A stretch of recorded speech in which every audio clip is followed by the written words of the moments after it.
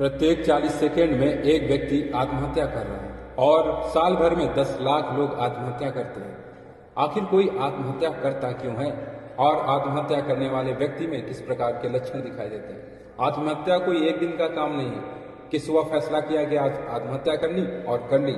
नहीं, ये महीनों का सिलसिला है, सालों का सिलसिला है। और जो आत्महत्या करने जा रहा है उस पर लक्षण महीनों पहले ही प्रकट होने शुरू हो जाते हैं। और किसी के जीवन को बचाना, इससे बड़ा धर्म, इससे बड़ा कर्तव्य और इससे बड़ा पुण्य दूसरा कुछ भी नहीं हो सकता।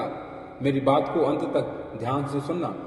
मैं आज तुम्हें यह भी बताऊंगा कि किस प्रकार से किसी व्यक्ति को बचाया जा सकता है जो आत्महत्या करने जा रहा है, उसे कैसे आत्महत्या करने से रोका जा सकता है।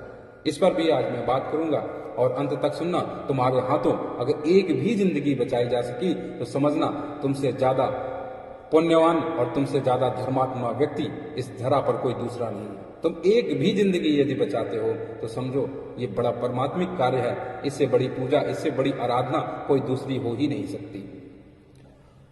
तो आज मैं तुम्हें एक कहानी भी सुनाऊंगा कि ये कहानी जब तुम किसी एक व्यक्ति को सुनाओगे जिसमें आत्महत्या के लक्षण दिखाई देते हैं, दुख, पीड़ा, बेबसी और मनोविकार, मानसिक रोग, डिप्रेशन इत्यादि चीजें उसमें दिखाई देती हैं। जब तुम ये कहानी उसे सुनाओगे तो वह व्यक्ति आत्महत्या का विचार त्याग देगा।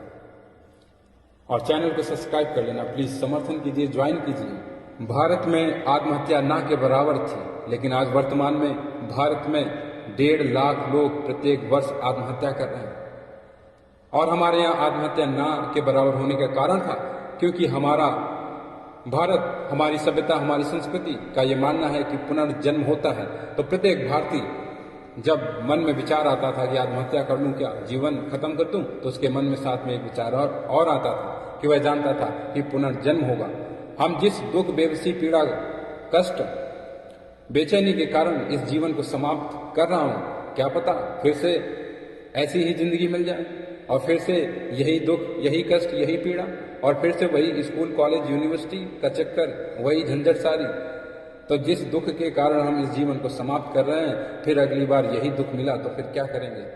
इसलिए इस दुख से अगर मुक्ति चाहिए, इस दुख और पीड़ा को हमेशा के लिए खत्म करना है, तो क्यों ना हम बुद्ध के रास्ते पर चलते हैं, महावीर के रास्ते पर चलते हैं। मरना ही है तो बुद्ध की भांति मरेंगे, महावीर की भांति मरेंगे, कबीर, रैदास की भांति मरेंगे, जो सर्वदा मृत्यु के बाद भी सर्वदा के लिए जीवित हो गए, अमरत्व के लिए मरेंगे।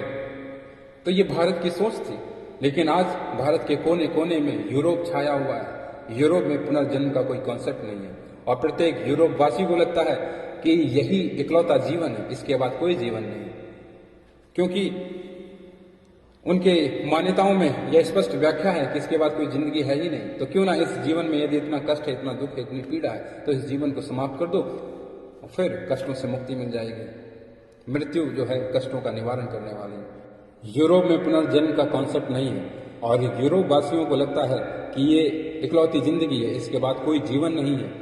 तो यदि जीवन में कोई कष्ट, पीड़ा, दर्द, बेचैनी है तो क्यों ना इस जीवन को समाप्त कर दो और इन कष्टों से मुक्ति मिल जाएगी। लेकिन भारतीयों के मन में ऐसा कोई विचार नहीं था। प्रत्येक भारतीय जानता था कि पुनर्जन्म होगा, इस कमरे से निकले और फिर से किसी दूसरे दरवाजे से फिर उसी कमरे में पुनः प्रवेश कर जाना है। तो फिर ऐसे खेल को यदि तोड़ना है, इस खेल से मुक्ति पानी है, तो बुद्ध का रास्ता सबसे बेहतरीन है। बुद्ध के रास्ते पर जाकर हम इस जीवन लीला को समाप्त करेंगे, बुद्ध की भांति मरेंगे, जो सर्वदा के लिए मृत्यु के बाद भी जीवन में है। और मजे की बात यह है कि हम जिन्हें रोल मॉडल बना के बैठे हुए हैं, जिन्हें रोल मॉडल एक्चुअल में बनाना था, बुद्ध, महावीर, रैदास, कबीर, रामकृष्ण, विवेकानंद को, हमने उन्हें तो पीछे छोड़ दिया और हम उन्हें रोल मॉडल बना रहे हैं जो जिंदगी से खुद ही हार जाते हैं। अब जिस बच्चे ने किसी व्यक्ति से इंस्पायर होकर अपने सपने का निर्माण किया, जीवन जीने का ख्वाब बुना, और जब वही उसका रोल मॉडल ही जिंदगी से हार कर आत्महत्या कर लेता है, अपने जीवन लीला को समाप्त कर देता है, तो उस बच्चे, उस बच्ची पर क्या प्रभाव पड़ता होगा? कभी विचार किया है तुमने? उसके मस्तिष्क में क्या चलता होगा कि उसके पास तो सारी ऐशो आराम थी, शोहरत थी, चमक धमक थी, जब भी देखो टीवी पर, सोशल मीडिया पर हंसता मुस्कुराता चेहरा, और ऐसा व्यक्ति जब जीवन लीला को समाप्त कर ले रहा है, तो फिर हम क्या हैं? जो उसके पास ऑलरेडी था वही पाने की चाहत तो हमने पाल रखी है। जो उसने प्राप्त कर लिया वही हम प्राप्त करना चाहते हैं। और जब प्राप्त करने वाला ही उस चीज से संतुष्ट नहीं है, आत्महत्या करके अपनी जान को गंवा देता है, तो उस बच्चे बच्ची पर जो उनके जैसे बनने का ख्वाब देख रहा था, उस बच्चे के मस्तिष्क में, उस बच्ची के मस्तिष्क में, दिमाग में क्या हरकतें होती होंगी, कभी तुमने विचार नहीं किया इस पर। विचार करके देखना, जब तुम्हारा आदर्श ही ऐसा निकले तो फिर उसको मानने वाले लोग किस भांति प्रभावित होते हैं, इस पर भी विचार करना। और कोई व्यक्ति आत्महत्या करता क्यों है? जब हमारी इच्छाएं पूरी नहीं होती, जब हमारी वासनाएं पूरी नहीं होती हैं, तो हम अपने शरीर को नष्ट कर देना चाहते हैं। होना तो ये चाहिए कि वासनाएं यदि पूरी नहीं होती हैं तो वासनाओं को छोड़ दो। हाँ, और मौत तो एक दिन आनी ही है, मृत्यु तुम्हारे दरवाजे पर दस्तक दे चुकी है, तुम उससे बच नहीं सकते हो, वो तो आनी ही है। इतनी जल्दबाजी किस लिए? वो तो आकर रहेगी, उससे छुटकारा तुम्हें नहीं मिल सकता है, वो तो आएगी ही। अब मैं तुम्हें एक कहानी सुनाने जा रहा हूँ और साथ में आत्महत्या करने वाले व्यक्ति में किस प्रकार के लक्षण प्रकट होते हैं उसे भी बताता हूँ। एक व्यक्ति आत्महत्या के इरादे से पहाड़ी पर चढ़ा और उसी पहाड़ी पर एक सन्यासी ध्यान भी करता था। उस सन्यासी ने व्यक्ति से पूछा कि भाई यहाँ क्या करने आए हो? व्यक्ति ने कहा कि मैं आत्महत्या करने आया हूँ। सन्यासी ने व्यक्ति से पूछा आत्महत्या क्यों करना चाहते हो? व्यक्ति ने कहा आत्महत्या क्यों करना चाहते हो? आत्महत्या क्यों ना करूं? जीवन में सिवाय दुख पीड़ा दर्द कष्ट के अलावा कुछ मिला नहीं, मेरे दोनों हाथ खाली हैं, जिधर भी खेलता हूं उधर हार मिलती है और एक सीमा होती है किसी भी दुख दर्द की, और वो सीमा अब पार हो चुकी है। अब इस जीवन को समाप्त कर देने में ही भलाई है और मैं पूरा पक्का इरादा करके आया हूं कि आत्महत्या करना है तो करना है बस। सन्यासी ने कहा कि ठीक है, तुम आत्महत्या करने जा रहे हो तो मेरा एक काम कर दो, वैसे भी अब तुम जीवन लीला समाप्त करने वाले हो, शरीर को नष्ट करने वाले हो, तो क्यों ना मेरा एक काम कर दो। व्यक्ति ने कहा चलो ठीक है, तुम अपना काम बताओ, मैं तुम्हारा काम करने के बाद अपने शरीर को नष्ट कर दूंगा। तो सन्यासी ने व्यक्ति से कहा कि मेरा काम यह है कि मेरा एक झक्की सनकी मित्र पास के ही गांव में रहता है, जो बड़ा पैसे वाला है और वो ऐसे ही सनक से भरे हुए काम करता है, झक्की टाइप के काम करता है कि वह किसी के शरीर को खरीदता है कि जैसे तुम्हारी आंख हो गई, अब तो तुम शरीर को नष्ट करने ही जा रहे हो, तो क्यों ना वो अपनी आंखें उस मेरे मित्र को बेच दो और इसके बदले में वो तुम्हें 1 लाख रुपए देगा, और उसका मन हुआ तो तुम्हारे कान भी खरीद लेगा, तुम्हारे हाथ भी खरीद लेगा। अब तो तुम शरीर को नष्ट करने ही वाले हो, तो क्यों ना उसका भी भला हो जाए और तुम्हारा भी पैसे भी मिल जाएंगे, और इसके बाद तुम अपने जीवन को तो नष्ट करने ही वाले हो। तो व्यक्ति ने कहा चलो ठीक है। तो सन्यासी उस व्यक्ति को लेकर अपने मित्र के पास पहुंचा और मित्र से उसने बात करी। तो मित्र ने, उस धनी व्यापारी ने उस आत्महत्या करने वाले व्यक्ति से कहा कि मुझे तुम अपनी आंखें दे दो, मैं इसका 1 लाख रुपए दूंगा। और ये व्यक्ति अब विचार कर रहा है कि मैं इतना महंगा हूं, मेरे पास, मैं सोचता हूं कि मेरे पास कुछ भी नहीं है और मेरे पास 1 लाख रुपए की आंख है और कान है, दांत हैं, हाथ हैं, पांव हैं जो महंगे बिक सकते हैं, और मैं अपने आप को भिखारी समझ रहा था। तो फिर व्यक्ति ने कहा कि नहीं नहीं, मुझे आंख नहीं बेचनी है। तो उस व्यापारी ने कहा कि आंख नहीं बेचनी है, लगता है तुम्हें पैसे कम मालूम पड़ते हैं, तो ऐसा करो तुम 2 लाख ले लो, और इसमें भी तुम्हारा जीना भरे तो तुम ऐसा करो तुम 10 लाख ले लो और मुझे अपनी आंखें दे दो, और वैसे भी तुम तो अपने शरीर को नष्ट करने जा रहे हो, आत्महत्या करने जा रहे हो, वैसे ही शरीर नष्ट हो जाएगा। अब तो ऐसा तो है नहीं कि तुम मरोगे और शरीर जिंदा रहेगा, शरीर भी तो मर ही जाएगा ना। उस व्यक्ति के शरीर के अंगों के जब दाम लगाए गए तब उस व्यक्ति को पता चला कि अरे मेरे पास तो बहुत कुछ है, जीवन इतना बहुमूल्य है, इतनी सारी चीजें मेरे पास में है, और मैं हमेशा शिकायतों का ग्रंथ लेकर घूमता रहता हूँ, हर क्षण शिकायत करता हूँ, हर क्षण जो मेरी इच्छा पूर्ति नहीं होती मैं उसमें परमात्मा को दोष देता हूँ, अपने शरीर को दोष देता हूँ, अपने जीवन को दोष देता हूँ कि कितना कष्ट है इस जीवन में, और यहाँ परमात्मा ने मुझे इतना कुछ दिया है।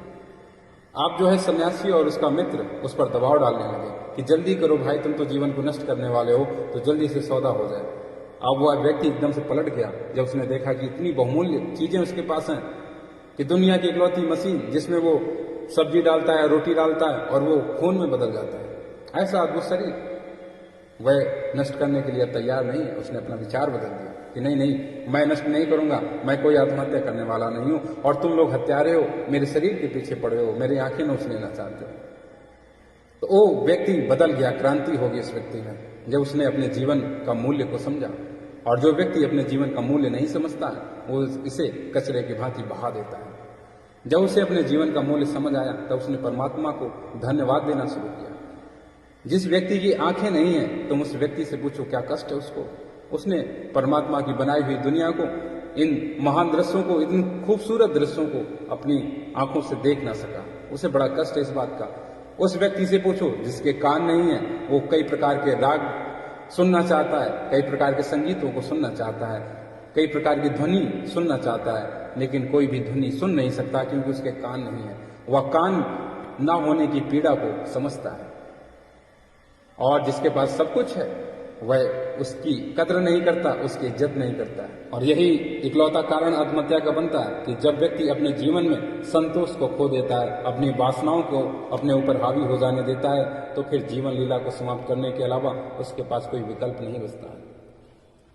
अब तुम्हें बताता हूं कि शरीर में किस प्रकार के लक्षण प्रकट होते हैं, उसके व्यवहार में किस प्रकार के लक्षण प्रकट होते हैं। क्योंकि जो आत्महत्या आज करने जा रहा है वह उसके साथ में पूर्व में किए गए व्यवहारों का परिणाम है, जो आज उस अवस्था में पहुंच चुका है कि आत्महत्या के अलावा उसे कोई विकल्प दिखाई नहीं देता। जैसे कोई व्यक्ति बहुत कंजूस रहा हो और अचानक से दानी हो जाए, सब कुछ दान कर देना चाहता है, लुटा रहा, तो समझ जाना कि कुछ तो गड़बड़ है। और दूसरा व्यक्ति जो अचानक से बहुत मनोरंजन, बहुत बोलचाल में विश्वास रखता है और वो एकदम से शांत होने लगे, दूसरे लोगों से कटना शुरू कर दे, समझ लो कोई बात है, कोई या तो डिप्रेशन है या तो इसके जीवन में कोई बड़ी परेशानी आ गई है। उस व्यक्ति पर ध्यान देना शुरू कर दो। उस व्यक्ति की जान को यदि बचाना चाहते हो तो उस पर काम करना शुरू कर दो। और इतना स्मरण रखना, जो लोग कहते थे कि मैं कभी भी आत्महत्या नहीं करूंगा, उन लोगों ने भी आत्महत्या कर ली। जो बहुत पढ़े लिखे बड़े विद्वान लोग थे, जिन्होंने जीवन राग पर कविताएं लिखी थी, उन्होंने भी अपनी जीवन लीला को समाप्त कर दिया। तो ये कायरों की बात नहीं है कि किसी व्यक्ति ने आत्महत्या कर ली तो वो कायर है। नहीं, कायरता नहीं है उसकी, ये उसकी समझ की बात है कि उसने जीवन लीला को समझाना, जीवन को समझाना, इसलिए वो आत्महत्या कर लेता है। अब बुद्ध है, बुद्ध भी जीवन में दुख देखते हैं, हर तरफ दुख छाया हुआ है। और बुद्ध कहते हैं कि समुद्र में जिस भांति नमक व्याप्त है उसी प्रकार से जीवन में दुख व्याप्त है। तो बुद्ध आत्महत्या नहीं करते हैं, उस जीवन में जो दुख है, दुख के निवारण पर निकल जाते हैं। कारण जानते हैं बुद्ध की दुख क्यों है, उनके कारणों पर विचार करते हैं और उन कारणों को हमेशा के लिए मिटा देने के लिए फिर वह जो है ध्यान की तरफ लौट आते हैं।